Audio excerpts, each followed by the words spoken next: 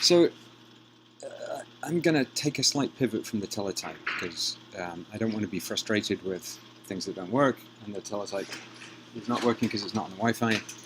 And also that I've been completely obsessed with this little plotter here for a little while. So I'm going to do some new things on the plotter and at least catch you up to where I'm thinking I'm at with the plotter and why it's interesting. So yeah. So the plot is kind of interesting because it's a little simple vector machine. It goes left and right and up and down.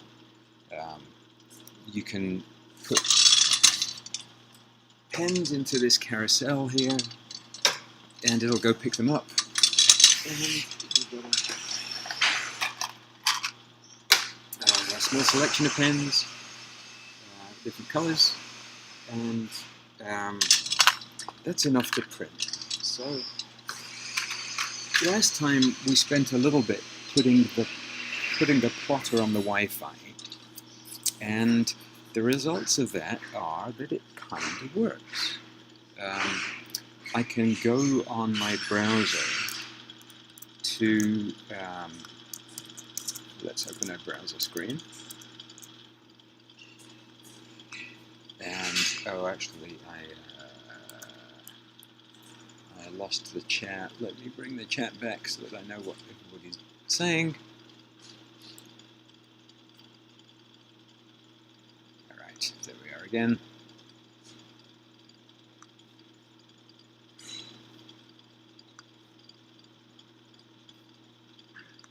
Alright. Yeah, so let's see. Here's this browser, and there's my new tab. Okay, and in this new tab, I want to say penplot1.local, and there we are. Now my pictures aren't working for some reason. Oh, I know why they aren't working. But this is the web page for my pen plotter, and it's running on a little Raspberry Pi, and it'll help anybody who sees the pen plotter in the space be able to print to it. So let's go fix that. Yeah. So let's share this little window here. Once I find my little window again. No, what's going on? There it is again. All right. So yeah, here's a little shell. I'm logged into the pen plotter. There is a IPP server running, and so that's running the actual print server on port 631 that we had set up last time, and it's using a PPD file to drive the printer that is like this. It basically says this is a digital equipment LVP16 pen plotter, and it supports color, and it supports HPGL files as an input, and SVG files, and PDF files. So those are the kinds of data that you can send to the pen plotter device. So what happens when it gets there is it runs this print HPGL script, and if you want to see this up on GitHub, this is up on GitHub here. If I share the right window.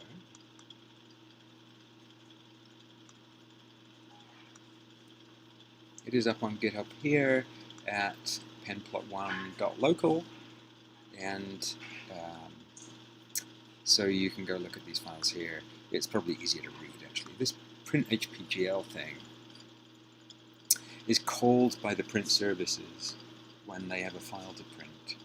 And first of all, we turn the plotter on, we turn X on and X off on, and then we grab whatever it is that we're going to get printed to a spool file.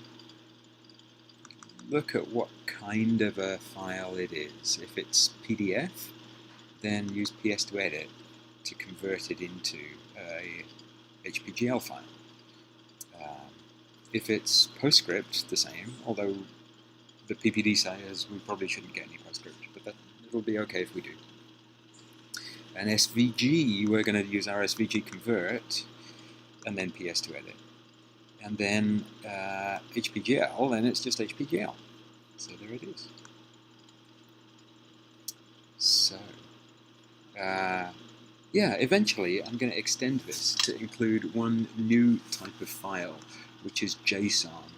And the reason is because I came across the L System bot. And the L System bot on Twitter is doing amazing line drawings kind of randomly. Yeah. And so I thought, that's kind of cool. These are actually really interesting line drawings because they are mini fractals. If you look at this the JSON text here, it says start with the letters B, F, and F. And then if you see an F, convert it to a square bracket and an F. If you see a B, convert it to this other thing. And then iterate that 7 times. And so it expands your initial string into a fractally, a kind of expanded larger string. And this is the result. Now, F means not just the letter F, but it also, in this little language, it means go forward or draw a line. And actually, B doesn't really mean anything, it's just a placeholder. And plus means turn right by the angle 60 degrees. And minus means turn left by the angle 60 degrees. And square brackets mean remember where I was and go back to where I was. So this is a little vector plotter language with a little piece of kind of fractalness to it. So I want to print these to my little plotter. And because I want to print these to the plotter, I put these inside of this, I put a little thing here, which is a little Python app that should actually render this to HPGL. Now I haven't tried it yet. I've tried rendering it PostScript. Let me show you what this does. So, go back on here.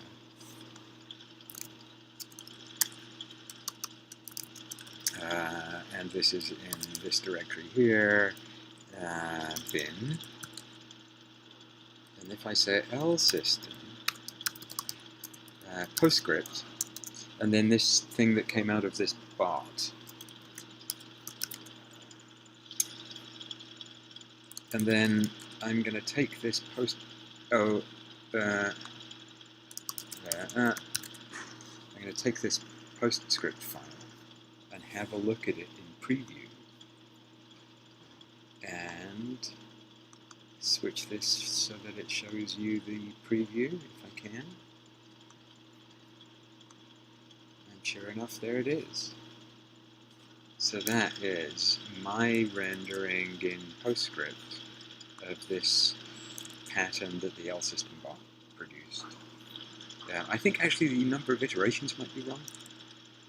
That looks like way more complicated than the one that was there.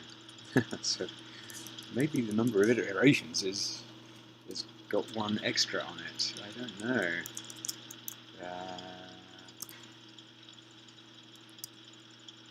Let's close that.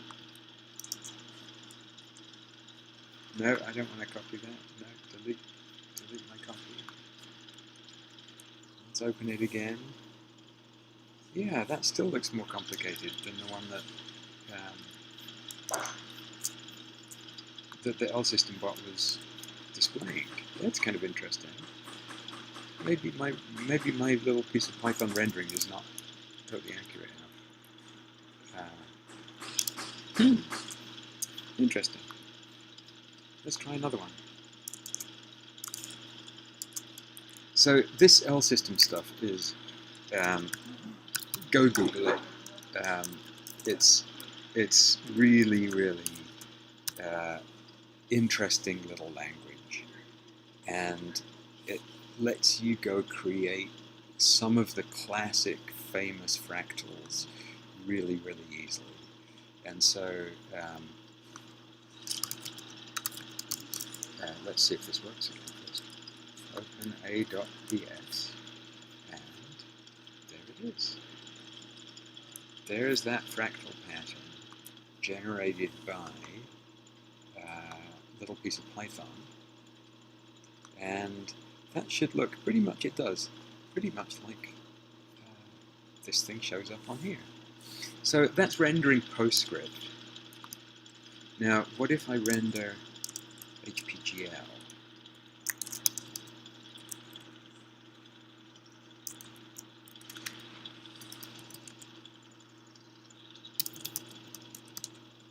There it is. There's a bunch of HPGL. It has lots of pen up, pen down instructions, and it's actually pretty long, surprisingly. So then can I plot it? Well, the way that I plot things, I can't actually remember. Let's flip back to that web page. The way to plot things is like this: LP, and the name of my printer, and then output in RAW, and then that plot file. So let's send that to the printer and wait at the printer and see what happened. Well, nothing happened. Well, why did nothing happen? Maybe if I put this down out of the way a little, then we can see both at the same time. Potentially, we can see both at the same time. Yes. So, okay. Nothing happened.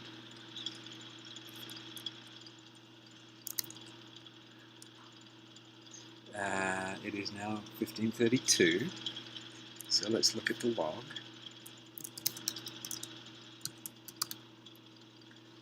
Okay.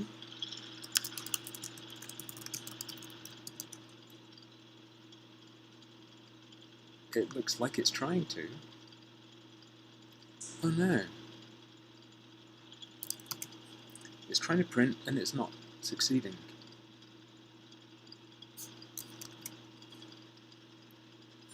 Okay, so that's fine. There's the file that we printed. Why is this cat command? Oh, it's not stuck. Okay, so it got the file.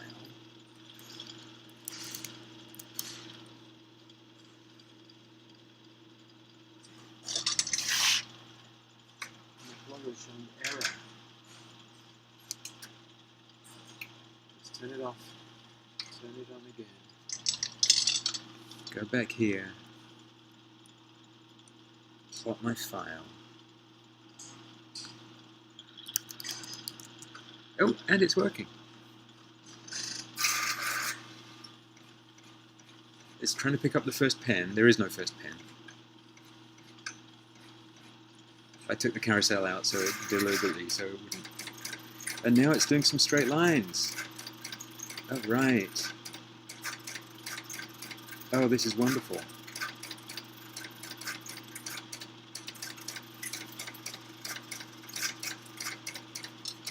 Oh, right. It is plotting the fractal that we asked it to plot. It's funny, it's going over and over and over and over some of these central lines.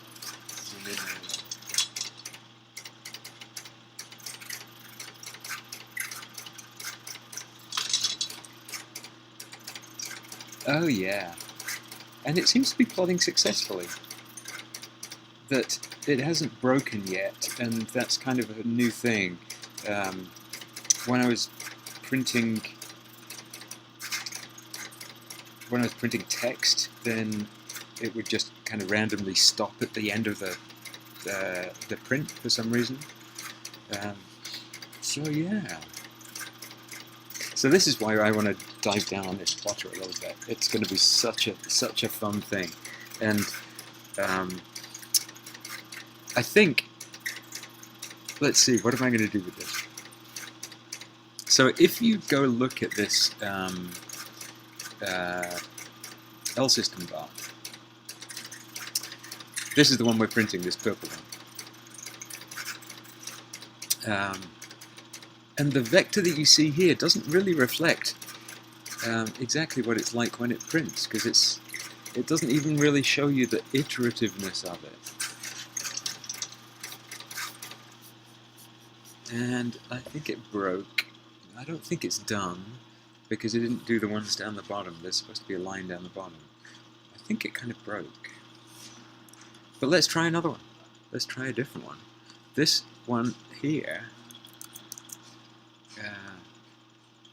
looks kind of interesting. So let's give it a go.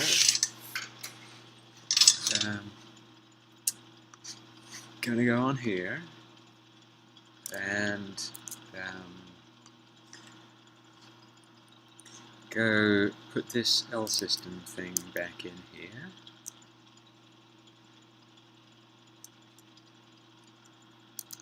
There's my copy and pasted thing, and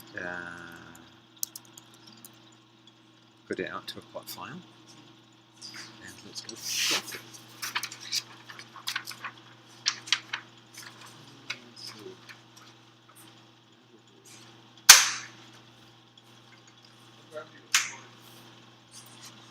Let's try it. Reseated the paper a little. And we're working on scrap paper, so what do I call this describing machine? So this is a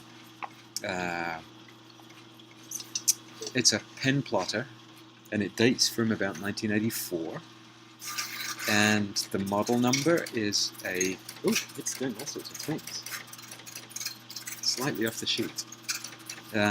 It's a digital LVP16. And if you go look that up on the interwebs, then you don't find very much at all.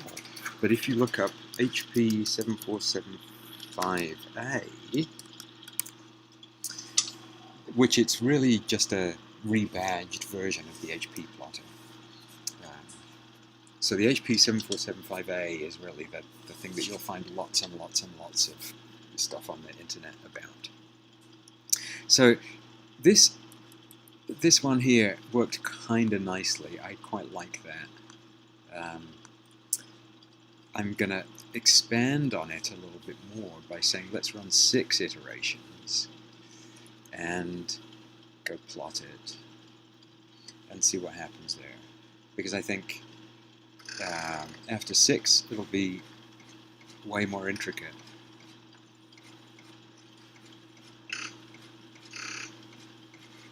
And then meanwhile, oh my goodness, yeah. Oh yeah, oh my goodness, yeah. Oh, this is going to be wonderful. And it's wicked fast. I'm amazed how fast it is.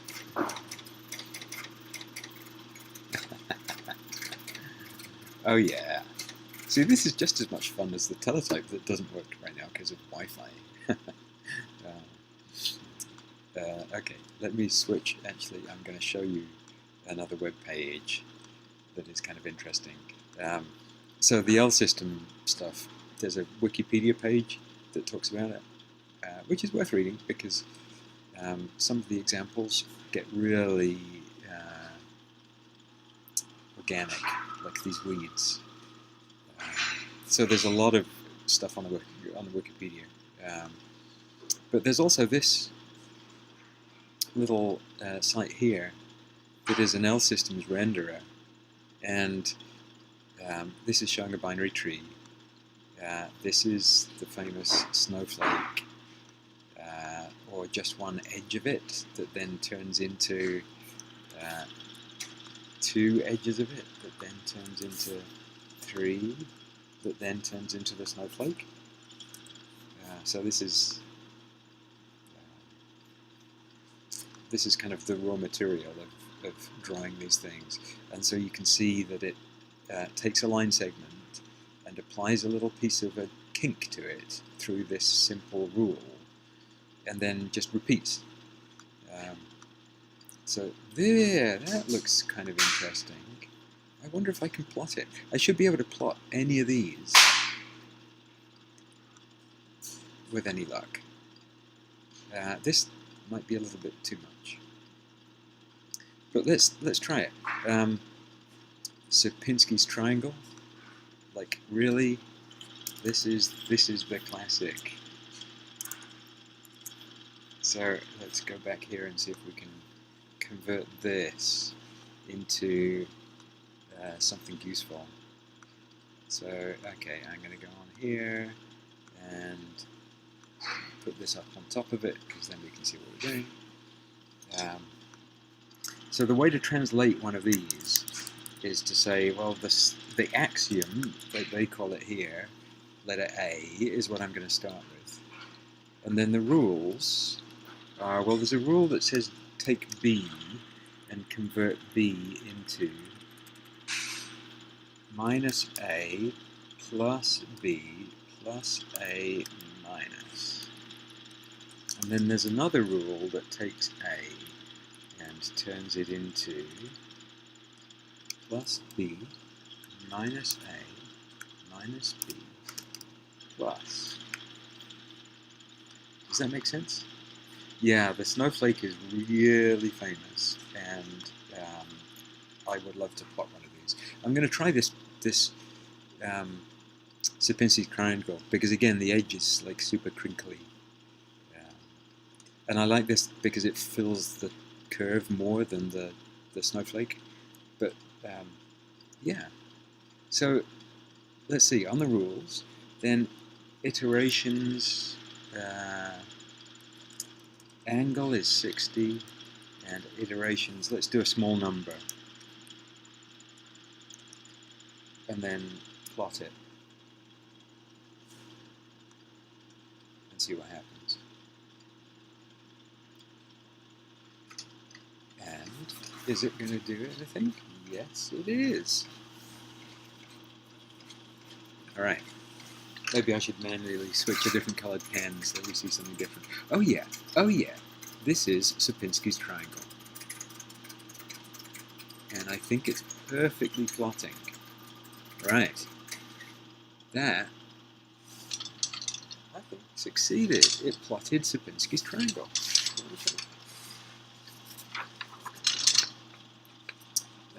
Here, can you see it on that one? You can't really see it on that one. Yeah, you maybe can. So let's get some paper.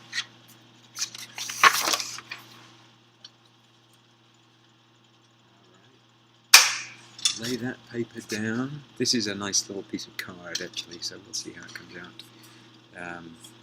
Go back on here. Whoops. Go back on here and iterate 7 times.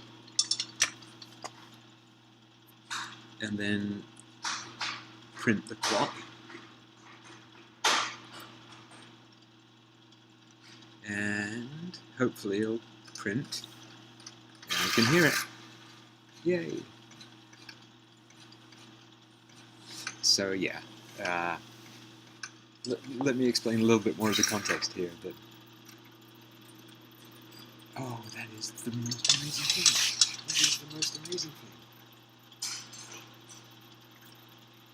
I can't even zoom closer. You'll have to just live with it the way it is.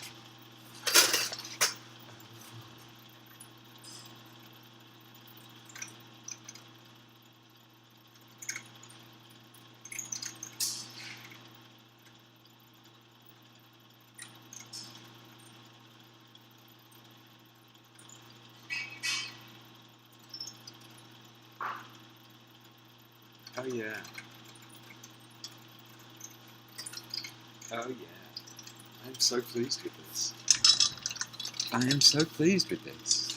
It is. It really moves really quick. And this machine dates to like 1980s. It's not a new plotter. It's like very old technology. And so I'm completely amazed that it's so fast. Now, what you see here though is eventually it just broke. And that's something up with the plotter. I don't know what it is. It just stopped.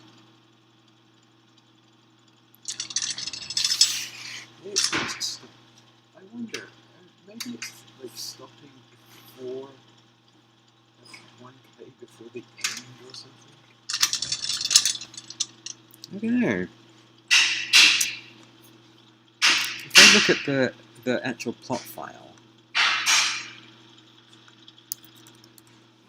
then at the end of it, after all these kind of pen down, this is pen absolute, so move to this XY position, pen down, move to this position, pen down, move to this position, and so on. Then way at the end, it says pen up, move to 0, 0, and SP0, I don't know exactly what that is. I think it's the just reset.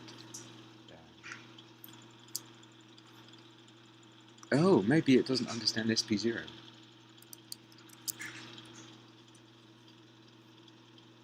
Maybe. I don't know. I can look in the manual. Where's the book? Yeah, there. So here's a book. And it has all these instructions. Oh yeah, duh. Oh, that's obvious. In retrospect. SP0 select pen number 0, which says put the pen away. And then it's done. So I wonder if I just put some spaces in here, then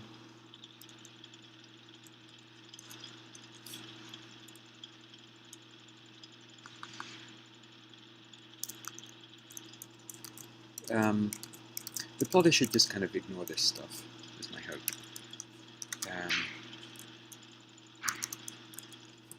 And then if I say SP0 at the end of that, and then cat a dot plot and spaces to b dot plot. Okay, so b dot plot now is bigger because it has all this extra stuff at the end. So what if I print b dot plot, and let's see if that fixes my end of buffer problem. Okay, is it printing? Not yet. Is it gonna print? Yes, it is. All right.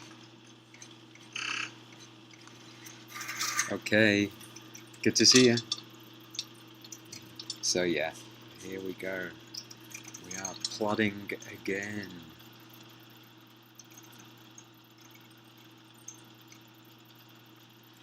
Ah, all right.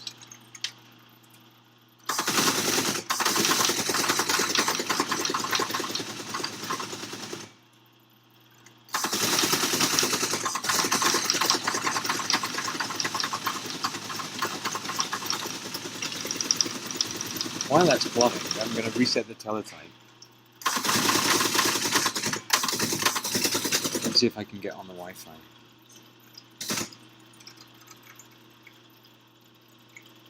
If I just shut down the machine, then hopefully it'll come back up again with a Wi-Fi connection. So we'll see. I do want to have this up and running because then.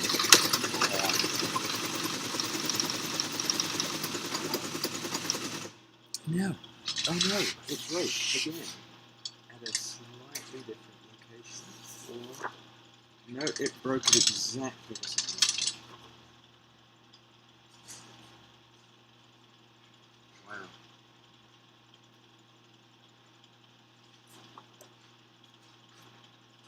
Oops, I'm not really helping you. It broke there, and on the other side, it broke exactly the same place. So I don't know why it's broken, but it's broken. And we will just deal with it. I don't know why. It's not like some super... Maybe it's like a file size and it comes to a particular... like 32K. That seems... No, a.plot failed and it was less than 32K. So I don't know. So that was the Sierpinski anyway. I'm kind of interested in plotting one of these fuzzy weeds, or even something like this. Yeah, let's do the fuzzy weed.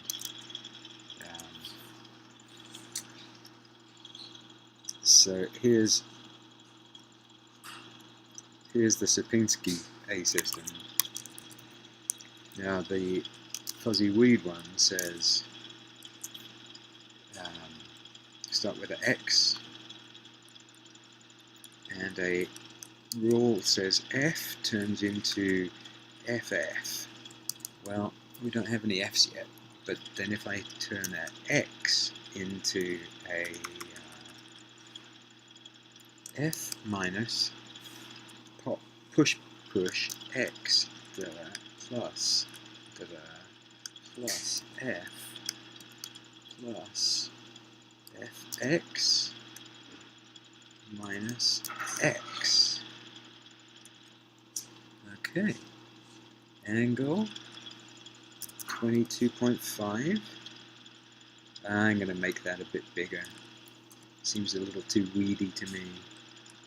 And then iterations 5.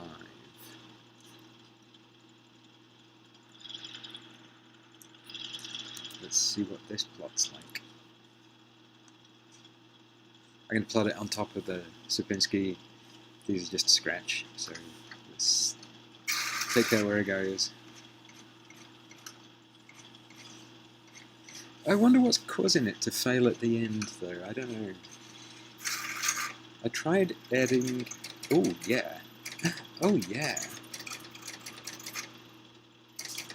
Oh, my goodness. Oh, my goodness, yes. I'm going to get this on my camera. It's beautiful.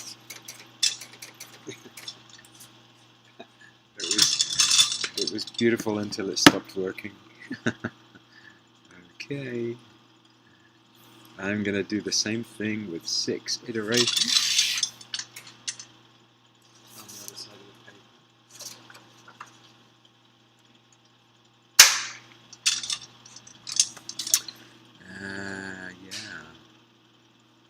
6 iterations.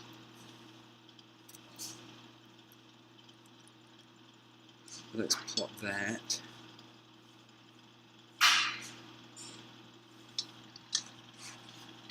Because I don't really mind how far it goes through this, but I want to see, does it go further, or what's the result?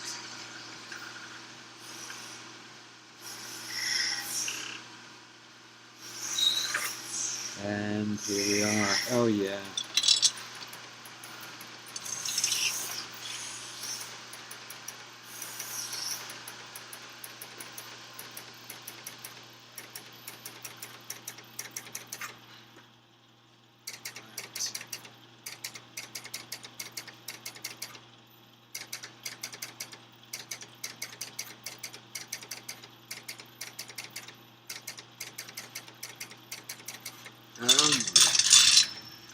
Oh, that is quite the thing.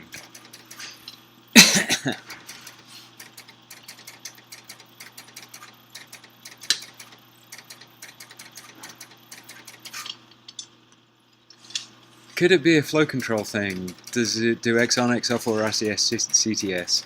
Yeah, it totally could be a flow control thing.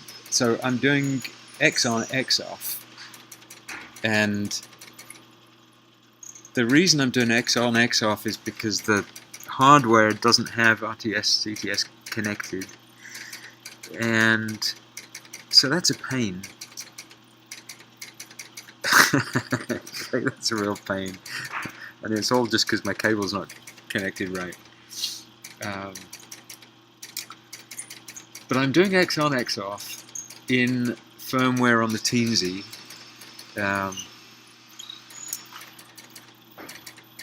But I don't. It doesn't behave like an X on, X off thing. And like this one that it's plotting right now is super long. It's totally long enough to, and then it stops. Right at some point, it just like, I'm done. I'm not going to go any further. I'm done. Like, what is that? It got most of the way there. It's like you printed it all. Don't stop now. It printed like basically the whole thing, except it crashed like 2 seconds before the end. And that's the thing that's weird. It's gonna plot all of this stuff and then crash. I mean, maybe I should just...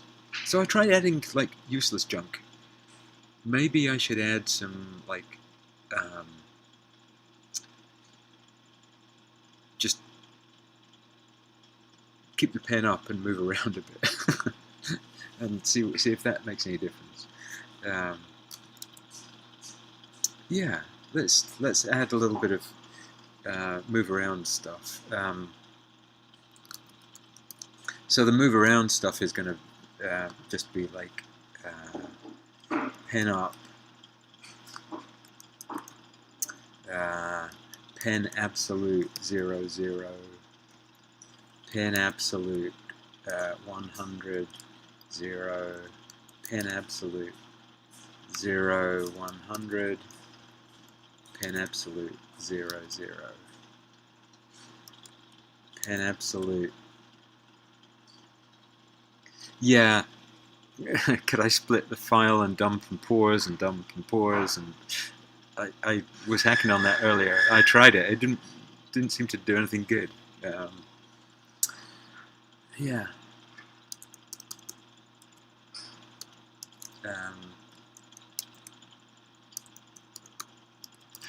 So I'm going to try this one and see what happens. It's like mystifying, like most of the problems that you hit in this thing. Great.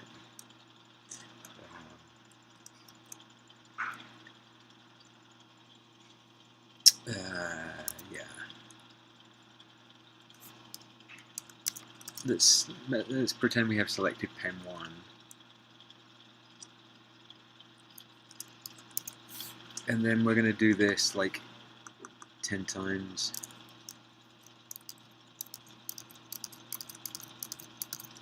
Right, there's the little victory dance at the end, okay?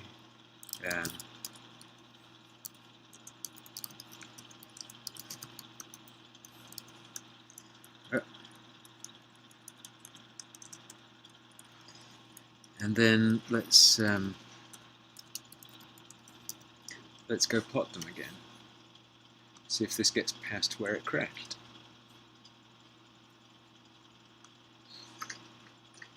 And now it's woken up. Yeah, so I did.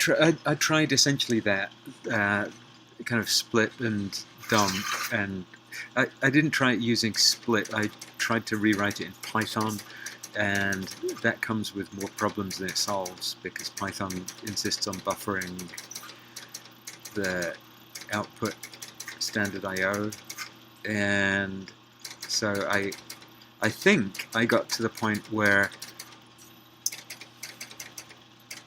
I tried the most sensible stuff. There's a command in a command language that's escape.l, and in the doc it says escape.l tells you the size in bytes of the buffer, and the answer to that is 1024. Yes, standard IO flush, absolutely, yeah. Before it reports like 1024, then it waits until it's empty. So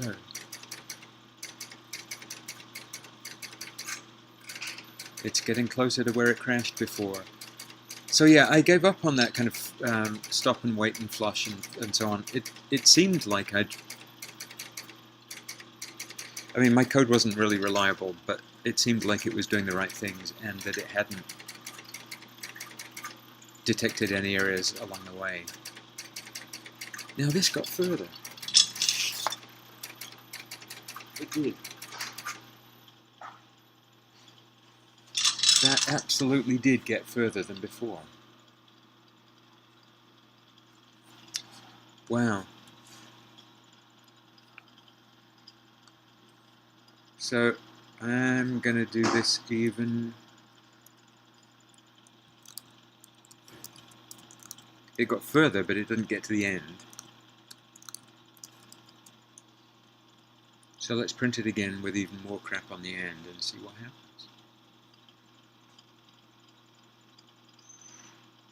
Huh. Oops. It'll probably help if you centered the paper.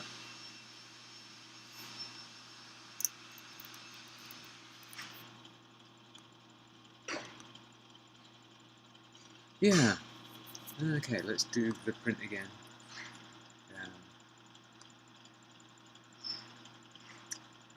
Oh, by the way,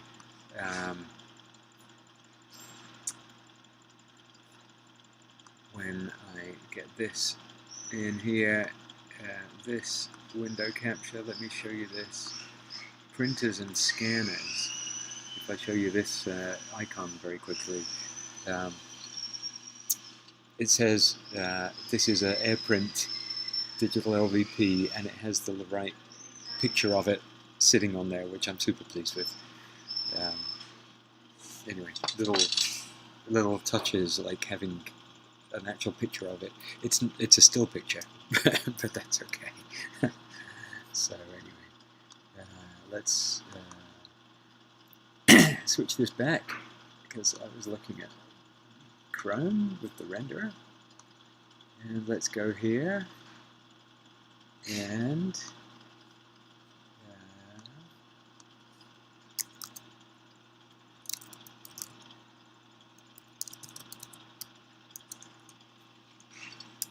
well, it says it's printing.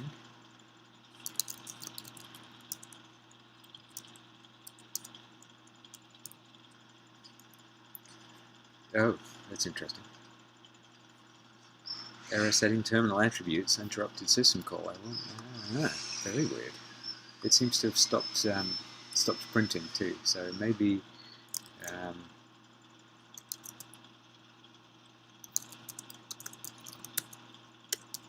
maybe I need to kill something. No, it's not printing anything. It's not busy right now. I don't know what happened to my plot. Let's just hit the power. Go plot it again. And give it a few seconds. Is that paper manual that I keep consulting available as a PDF? It absolutely is. And let me show you where to find that. Here, this is penplot1.local. Actually, I shouldn't show you this version because the CSS is broken. Let me instead show you on GitHub in the www.html folder. There is a web page. Yeah, it doesn't give you a preview. Is it going to give me a preview? No, it's probably not. No, it's going to show me like the HTML of it. Okay. This here at the archive org is the manual. It's actually not the DEC version of the manual. It's the HP version, but they're really the same machine. This manual here has LVP 16 on the front of it, and apart from that, it's identical as far as I can tell to the HP version. So, all right. So let's see. What am I hoping is going to happen here? I put together this this plot. Can I scroll back and see where it was? Yeah, somewhere here I had this command. Well, lost in the distance, lost in history. There we are. This is the L system expression that I'm using to print this little fractal. But then after it, I put all of this random kind of let's just move in squares to debug whether the plotter is failing because of something that happens at the end of job.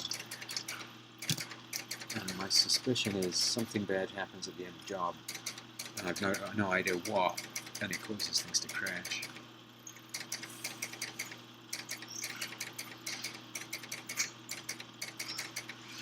But let's see if it gets further than it did last time.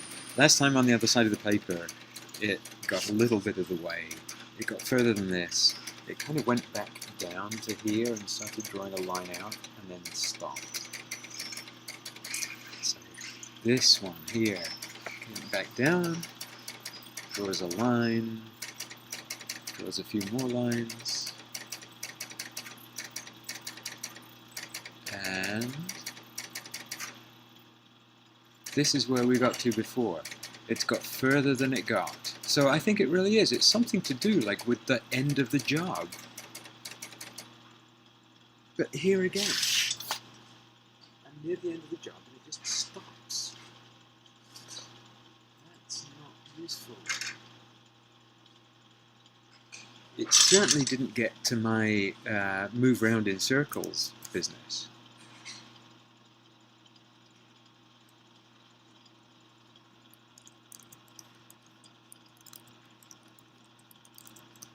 So, I mean, I can always just try more move around in circles.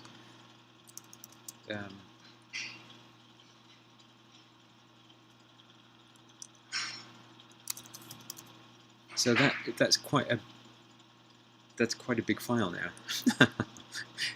Surely that ought to be.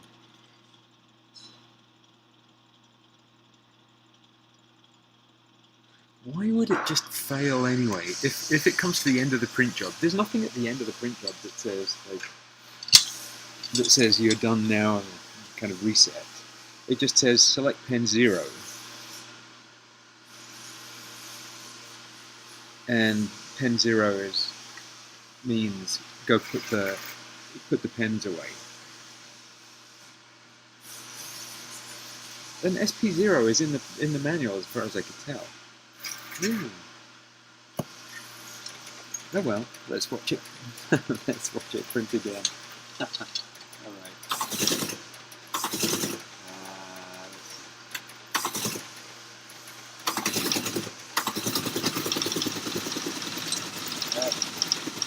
Let's go back on this one.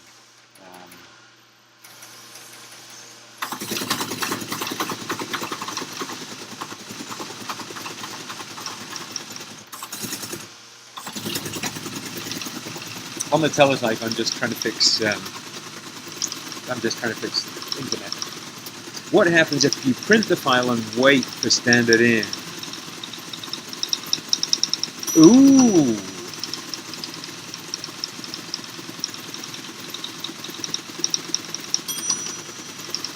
Now that's a good idea. That's a really good idea. Yeah, my teletype is still not on the internet. It's still not on the Wi-Fi, and I'm not sure why. So I can't go much further on that. That's a really cool idea. Yeah, no, absolutely. It's using Bash. Yeah.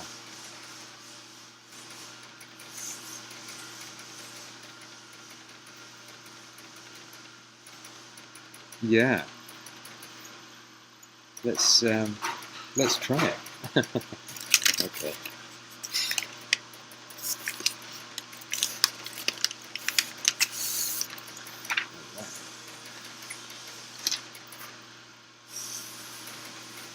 Are we going to get further? We haven't gotten further yet. This is still where we got to before because it's overprinted. Now this is all further. We've gotten further than ever before. And then it broke again. Okay. Right. So I like your suggestion. I'm going to take exactly that suggestion. And LP-D, and I don't want both dot plot, I want just a dot plot. And as you say, I want to cat that to there. And then don't hit Control D.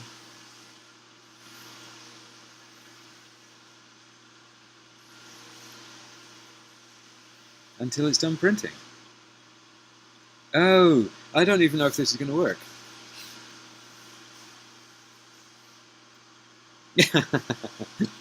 Yeah, I suspect this is not going to work quite.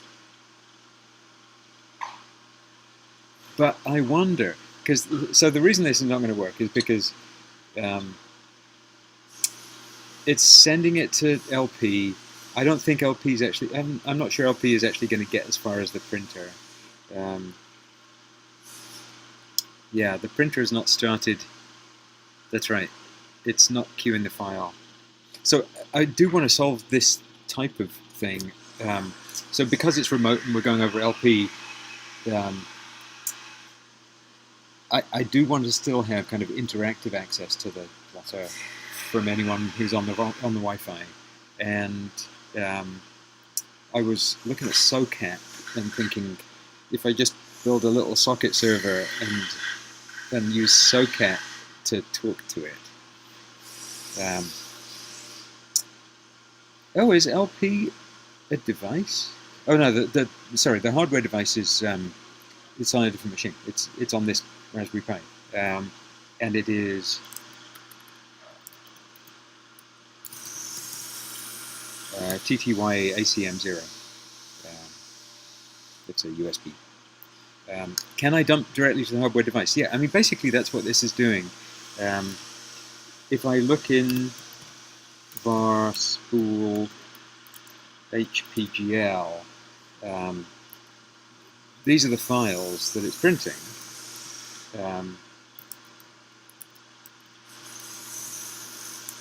And this is the most recent one. And it has like all of my stuff at the end of it. This is the full file. And basically, yeah, I can just cat that. But how about look for SP0? I'm gonna bypass where it says SP0 and see, is it maybe that it's trying to select pen 0 that's failing?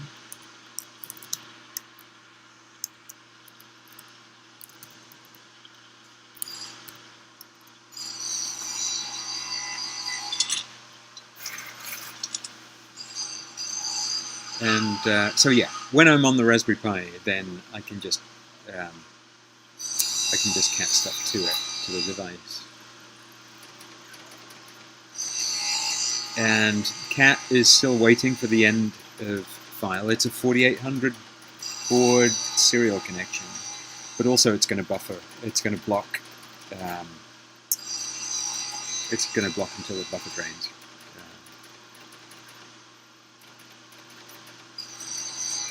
Yeah, okay, my pen looks a bit flaky. That's interesting. Okay.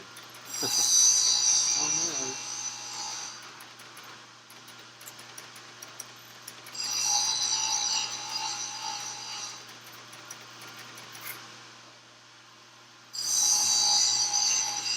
Yeah, there's something odd about this pen.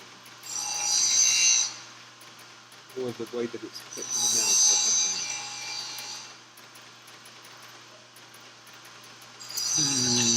I don't know what's up with the pen, that it's not reliably printing.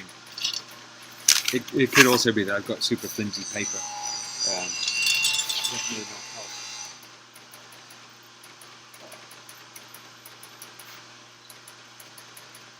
Put some card under it. It'll probably kill the registration, but my hope was that the dash would prevent CAT from closing the connection until it sent it all, and you'd sent an EOF. And yeah. So I could actually do that directly here. I could say CAT that. I can CAT this thing and dash. And straight to dev TTY ACM0. So let's see what happens at the end of this one. Let's see if it goes as far as drawing squares. No, it didn't. It busted. Okay. Alright, so...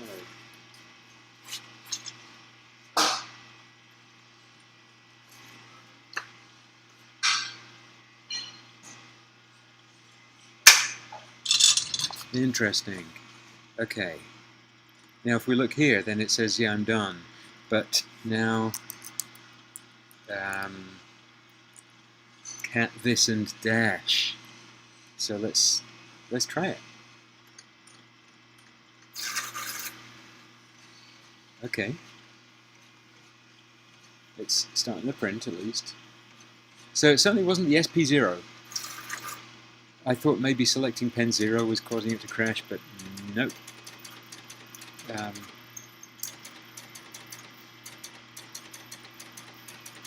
Maybe it is going to be as simple as just like, don't close the device. No. That makes no sense.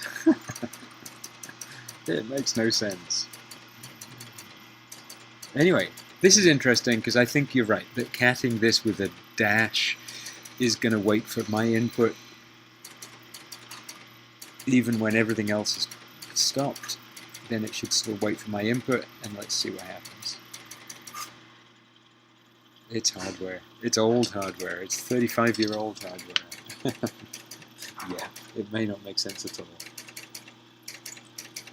This little plotter is 35.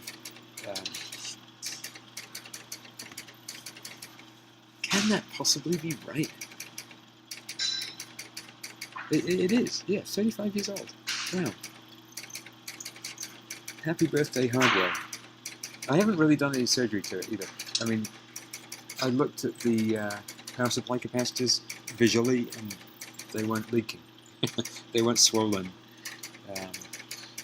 So that was pretty much my smoke test was just, let's turn it on.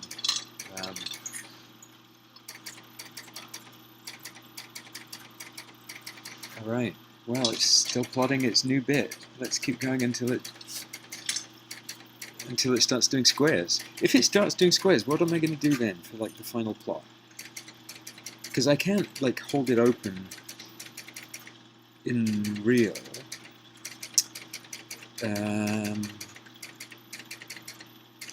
I could hold it open by having some kind of a little loop. Oh, I don't know. And why would it make a difference anyway? Yes. That was it. It works. I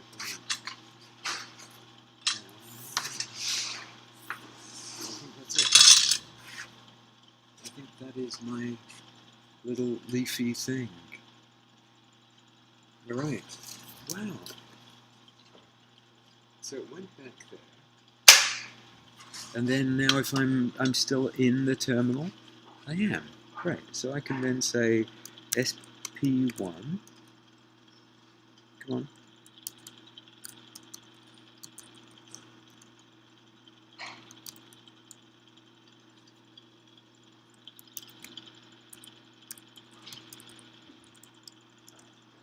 Well, it's taking my input, it's not doing anything with it. Okay. Isn't that weird? It worked, yeah, I think it worked. I think basically it worked. Yeah. Isn't that interesting? Okay, well, let's find another picture to print. Get the priorities.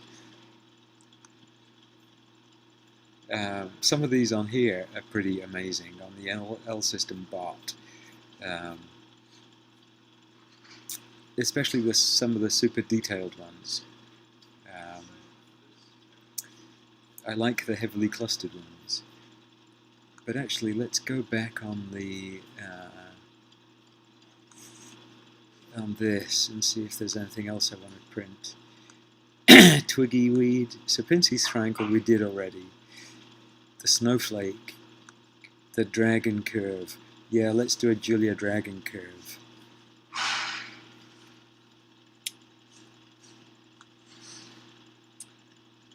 Yeah.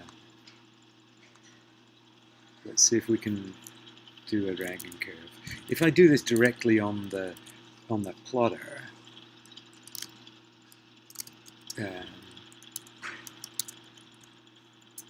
that L system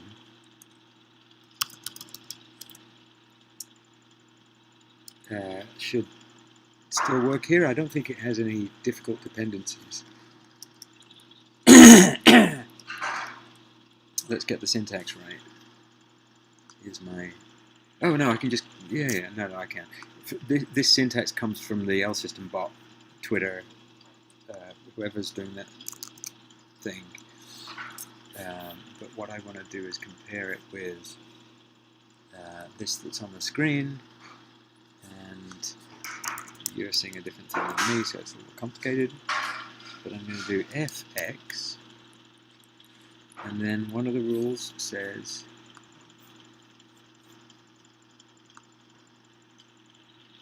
second. Very complicated.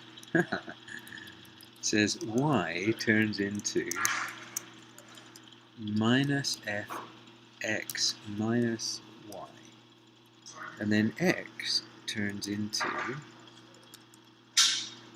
x plus yf plus.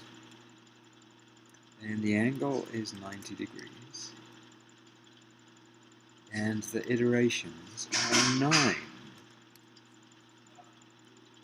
Okay.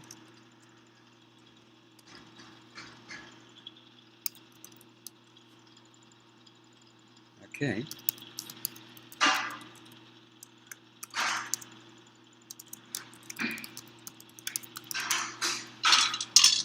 That seems reasonable.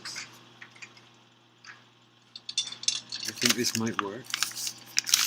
Let's get a nice tiny piece of paper. And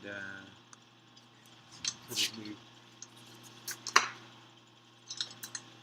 piece of paper on it.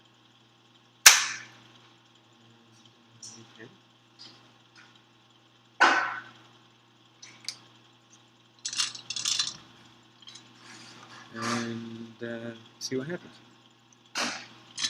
Anything happens? No, it says it's got an error.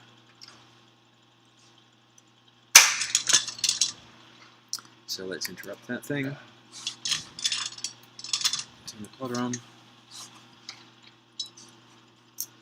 Send it again here.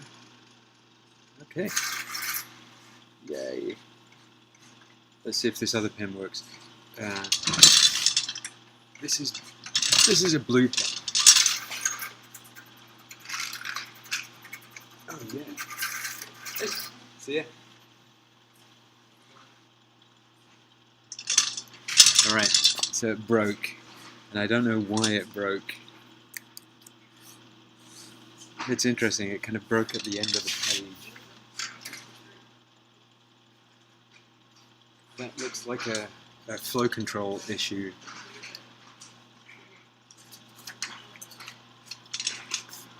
Huh.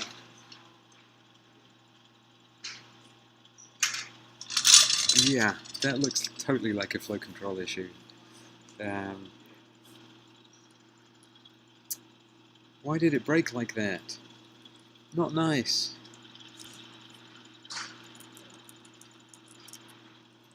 I'm going to do a couple different things on this. I'm going to do one more iteration, and I'm also going to do a 80 degrees angle instead of a 90-degree angle, and just see what happens. And then again, I'm doing this cat with a dash, so it's going to wait. Oh yeah, oh yeah. And it broke. Okay.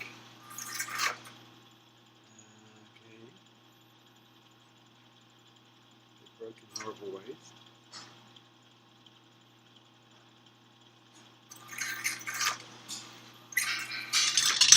For a second there, it was amazing. But I don't know what's happened. I think it's a coordinate systems issue. It's gone completely off the rails. Huh. Okay. Pretty. It has potential. Huh. Yeah. Yeah. Well, okay.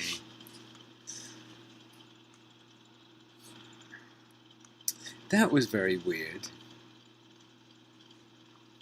Let's try this one again. Yeah, I wonder if it was something local or not. It wasn't.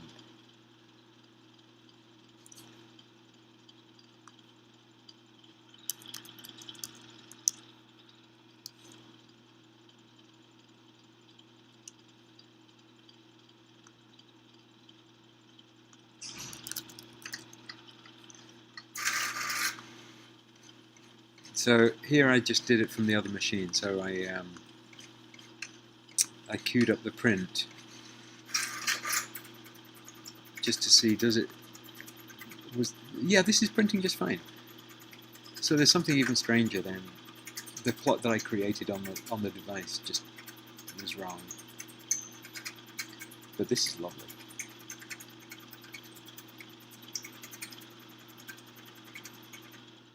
Yeah, okay, and then it kind of crashes. But I want to do a variation of this, where it's not exactly 90 degrees, because it seems like there's probably lots of interesting opportunity to just like do this at 80 something degrees instead of 89, instead of 90, and then it'll not be square. So okay, let's plot it again. Is this thing going to reset itself? It is.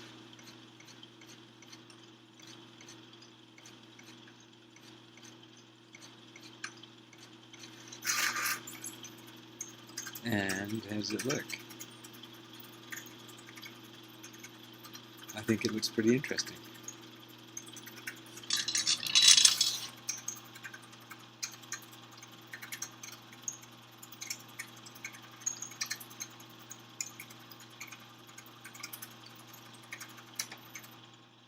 Okay, it's a little bit interesting. These boxes are open. And I think actually I kind of like the idea of having boxes that are more closed than not. So what if that was 93 instead? And let's plot that. So instead of having these little boxes that are more open than closed, this is going to go the other direction.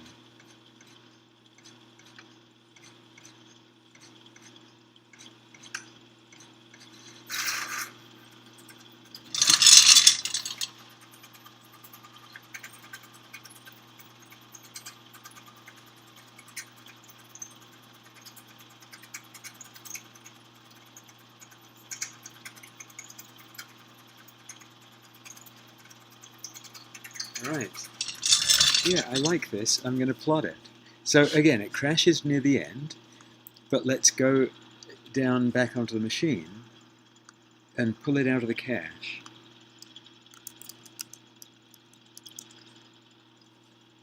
And that very last one there,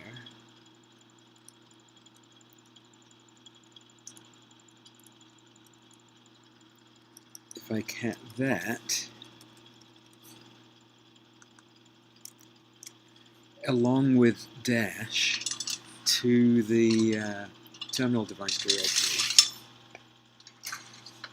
then it will probably get to the end. And then I'll have like a real print to frame. Or to send home. Oh, and by the way, yeah.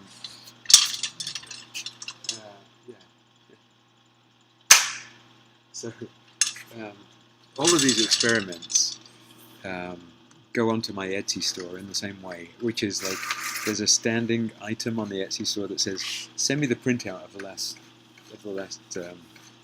Twitch session," and that's for exactly this kind of thing. You get all the scrap material, and then if I'm going to do like stuff to actually hang on the walls, I'll do it definitely when I'm not streaming. But here we are. I think this is a good result. It's the famous dragon curve, or whatever that's called. Ooh, I went off the size of the paper there. That's interesting.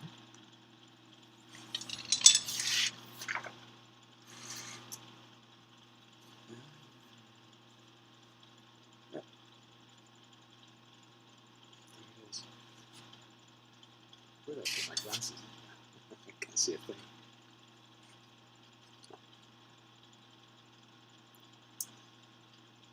I think that's kind of cool. I think it's kind of cool. It's not actually perfect.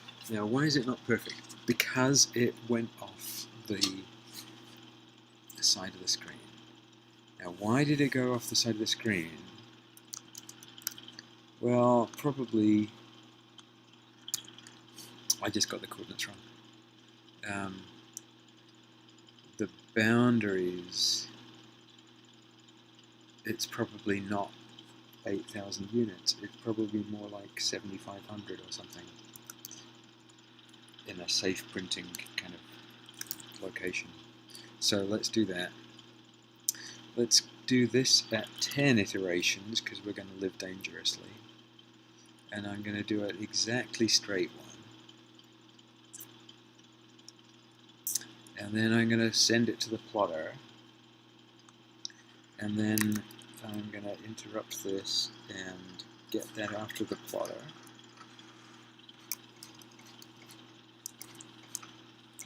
And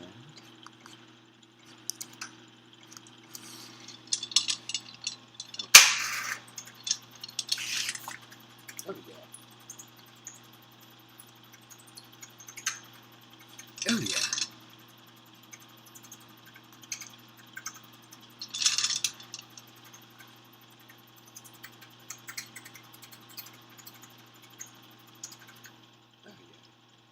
Good. Okay. Let's do the letter quality print again.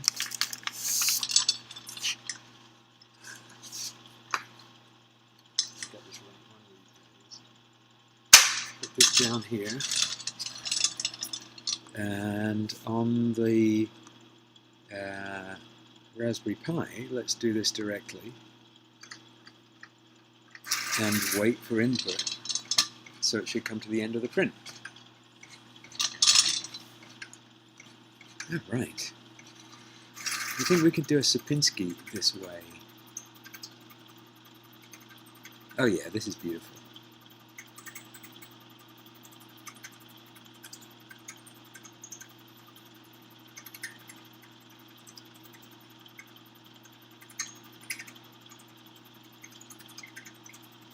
The dragon curve.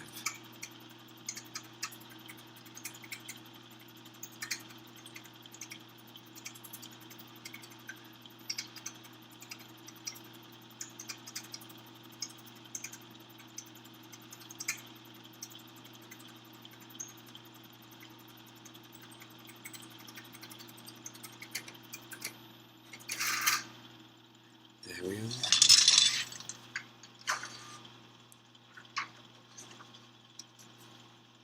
It still ran off the edge of the paper.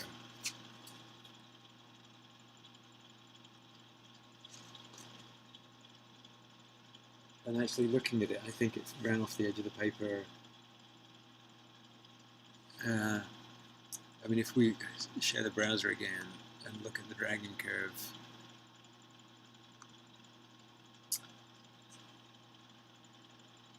yeah, it's only a little off the end of the paper, but it's definitely off.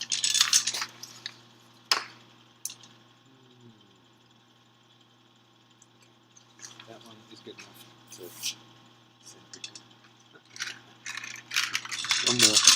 One more. Let's give a different colour pen again.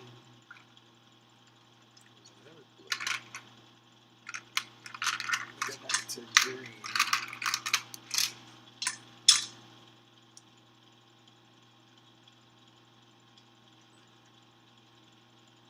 Oh, I think maybe it was blue. Maybe that was cyan.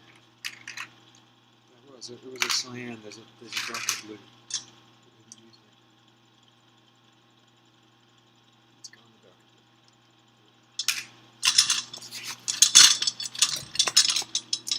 Yeah. Now we've got a darker blue pen.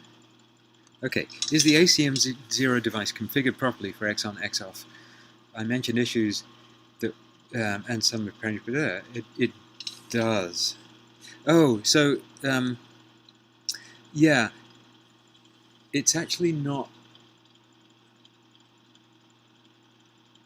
Well, yeah, so this is a really good point. Right now, this is a little Arduino thing. It's a Teensy micro that's doing the USB connector, and that's where the X on, X off is configured. And that may not be the most sensible place to do X on, X off. Yeah, no, absolutely, you're absolutely right.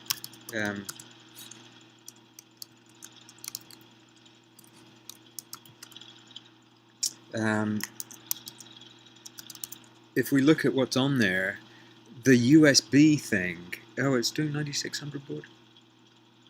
I guess it doesn't matter. Yeah, from the USB device point of view,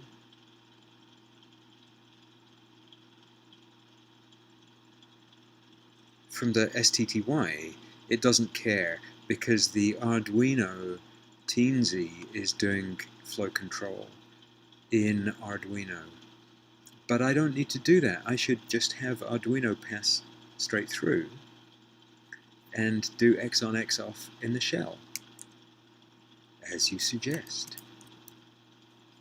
What a good idea.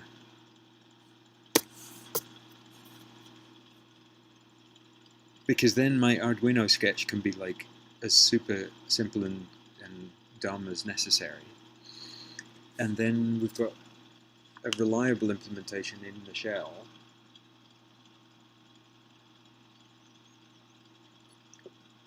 But you're right, it definitely, it's a strange flow control-ishness that is causing problems here, isn't it? Yeah. Right, because it has X on, X off are turned off here.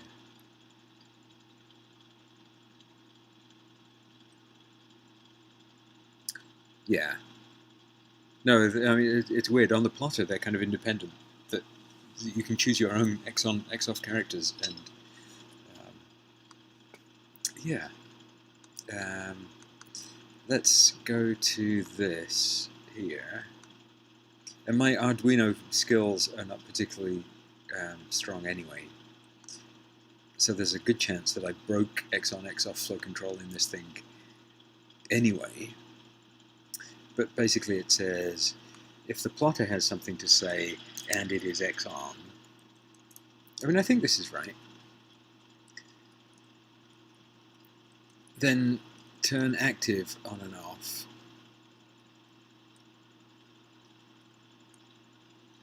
I mean, this is simple now. plotter, read, USB write, and then USB write, read, plotter write. So that's okay. And the baud rate, it says 4800. The only reason I switched down to 4800 is because then you've got less X on, X off. And 96 seems like a better thing to do. So, okay, let's try this. Compile this sketch. Okay, doesn't look like it's broken. And sketch export compiled binary. And then it'll export the binary. And then we can go back down here in the terminal and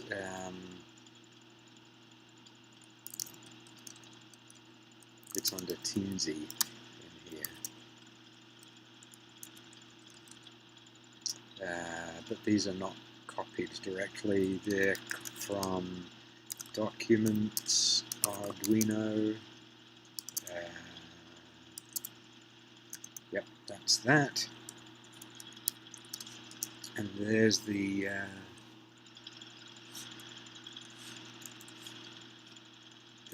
exported binary,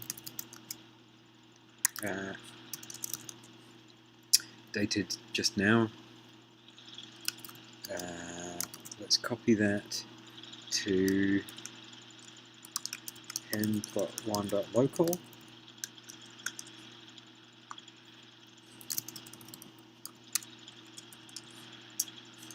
Let's copy it into this directory here.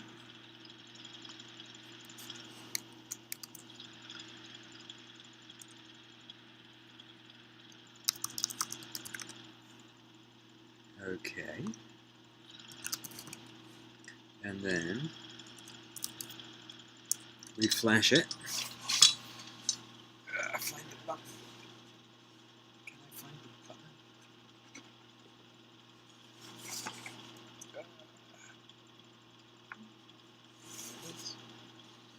button? Okay. Alright, we have a new interface. And let's go STTY on this dev ACM0 IX on, IX off. Oh, sorry.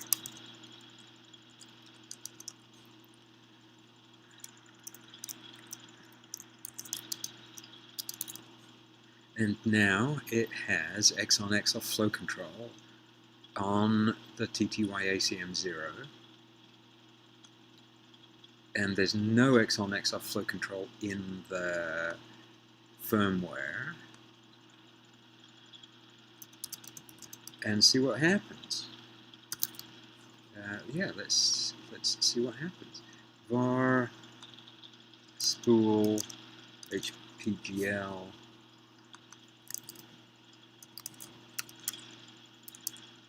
this thing to dev TTY ACM0. Okay, no extra magic, we're just going to rely on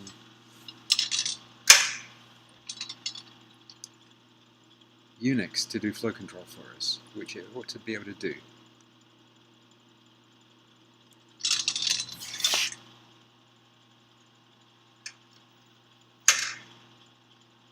This is not liking it.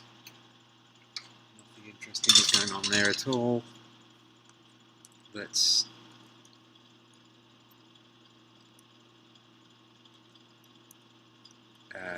turn that thing on again.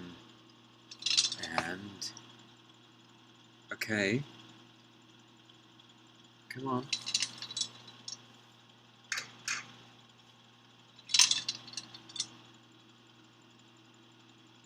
Nothing's happening. Nothing at all is happening. Why is nothing happening? Did I break my sketch? I didn't. I said if there's anything coming back from the plotter, then...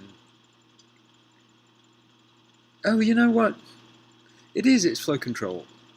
No, it's okay. If I'm active, am I active? Is active is true. Is active is always true.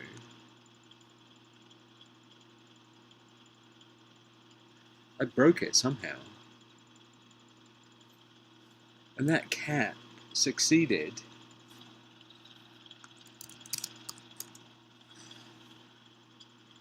But it didn't produce any output at all.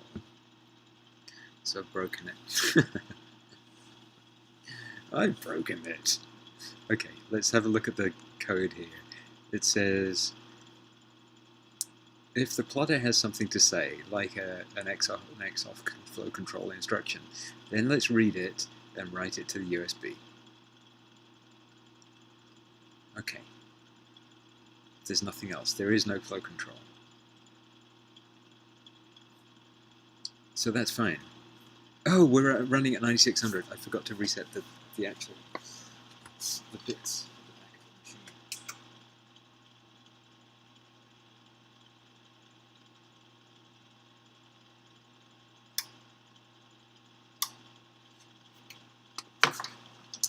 The actual dip switches at the back of the machine need to be set to 9600 baud, otherwise it is not going to work. So okay, let's try again.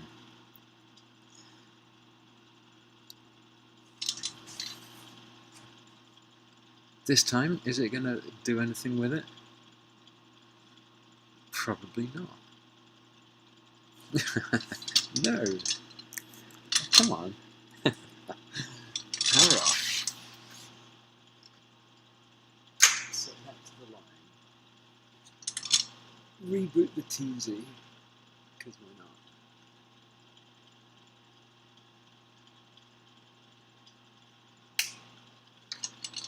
Turn on the power.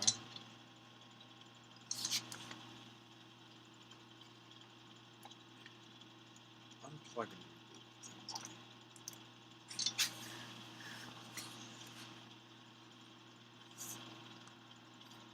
Oh, right. Yes, absolutely, I will. Yeah, thanks, Tim. Thanks for hanging out. So, yeah. Let's see. Turn X on and X off again. Cat that thing. And let's wait for a sign of life. There should be a sign of life, like right away.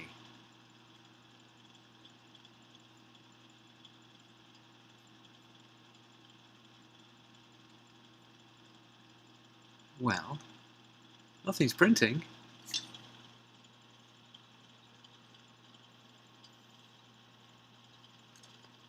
I'm very disappointed that nothing's printing.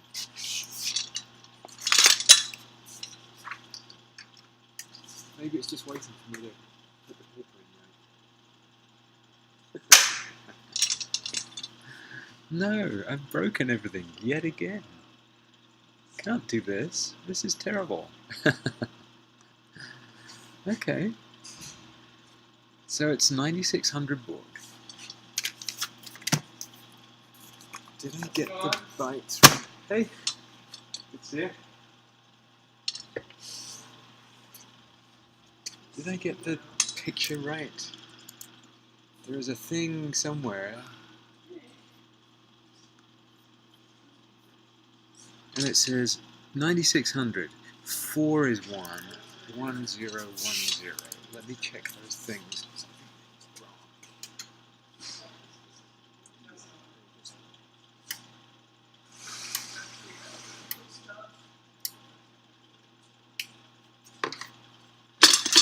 That would explain it. Got the wrong baud rate. So let's reset and do that again. Yes! Yes!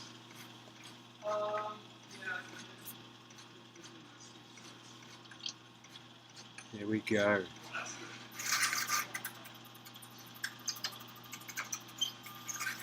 Oh. I think that looks like a flow control failure.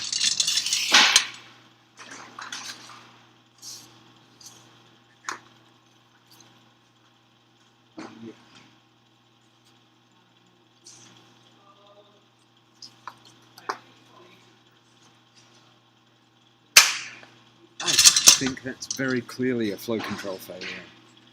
And I think my original Arduino-based flow control was actually going okay.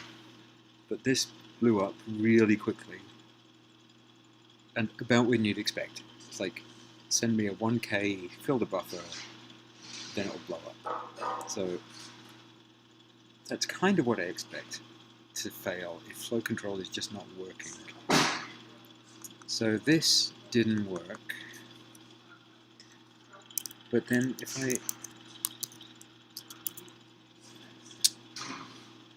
look here, what else could possibly be wrong about that? It has no parity check. It has no IXNE. I don't know.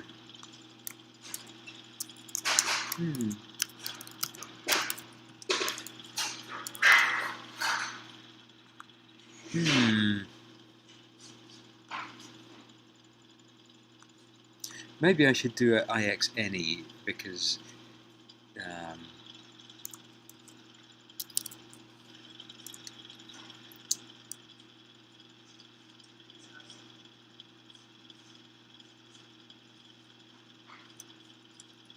well, yeah, X on, X off. See.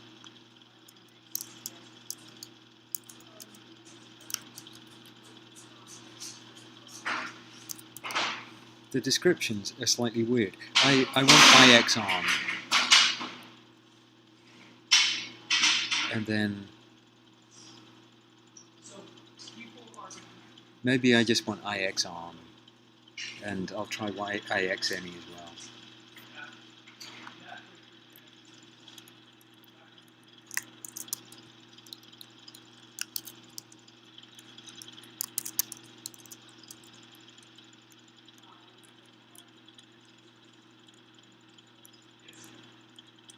So let's turn X on.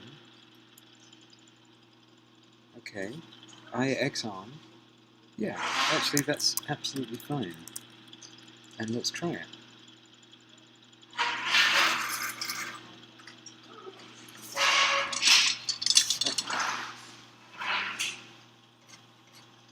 Nope, I think it's done right thing. Just trying to find its pen. Okay, we're printing. And we blew up again with what exactly looks like flow control. Right, that's a totally classic flow control is broken.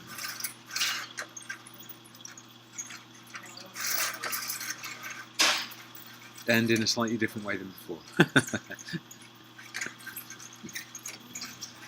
Yeah. Okay, flow control is broken. It is 4:55. I'm gonna declare victory based on this sequence here, which I think qualifies as success, even though not everything else did.